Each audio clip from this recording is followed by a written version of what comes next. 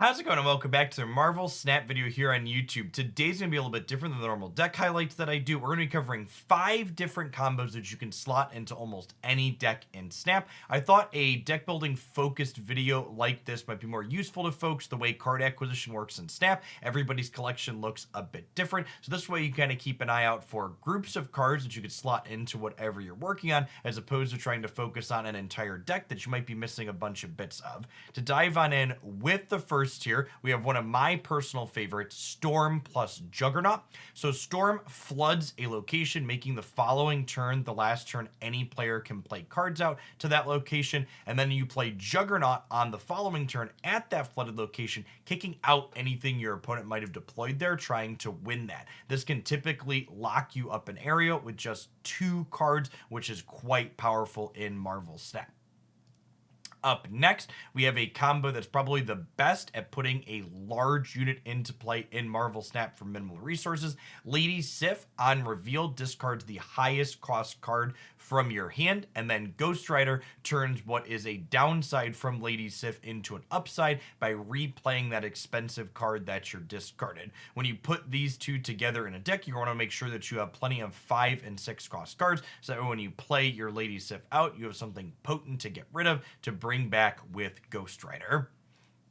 Up next, we have the recent season pass card Daredevil. On turn 5, you get to see the plays your opponent makes before making your own, who combos quite excellently with Professor X.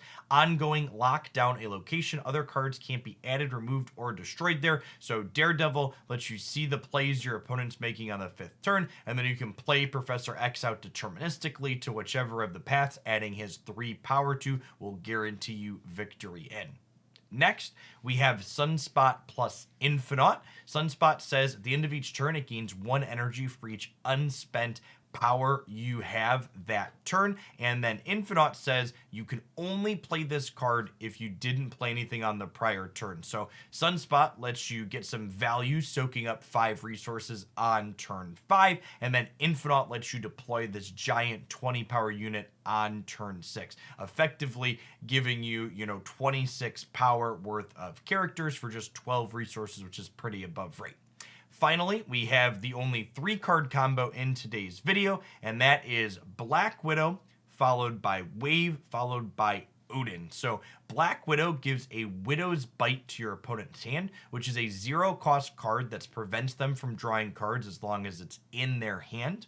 Wave says on reveal, cards in both players' hands cost 4 the following turn, and then when you deploy Odin out to the same location on turn 4 that Black Widow and Wave are located at, Black Widow will give them an additional Widow's Bite, locking them out of drawing cards, and then Wave makes that Widow's Bite go from a 0 cost card to a 4 cost card. So when you curve these 3 on 2, 3, 4, you effectively lock your opponent out of 3 of the 6 draws they're going to have over the course of the game, meaning you usually end up putting them pretty far behind. That was short and sweet. Again, if you enjoyed this type of thing, let me know in the comments down below and tap that like button. Maybe share it with someone else who's been enjoying Marvel Snap, and we'll have to come up with some other deck building focused things like this here on the channel. Thanks for watching as always. Peace, folks.